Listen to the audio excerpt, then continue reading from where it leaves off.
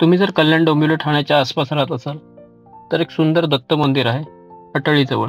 इथे जाण्याचा रस्ता एकदम निसर्गरम्य आहे, जसं काय मिनी ट्रेकचा तुम्हाला फील येईल. मोठमोठी विशालकाय ताडाची झाडं आणि त्याच्यामधून जाणारा रस्ता तुम्हाला एक ट्रेकचा नक्की आनंद देऊन जाईल. तिथे असणारे मोठे वटवृक्ष, त्यांचं वय किती आहे हे सांगणं सुद्धा कठीण आहे, एवढे ते मोठे आहेत.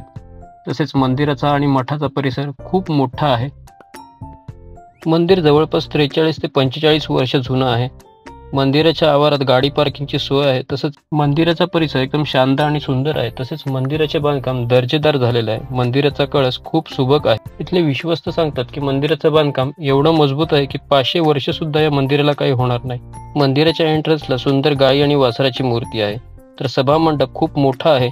सभामंडपातून आतमध्ये गेल्यावरती तुम्हाला डाव्या बाजूस गणपती बाप्पाची सुबक मूर्ती दिसेल.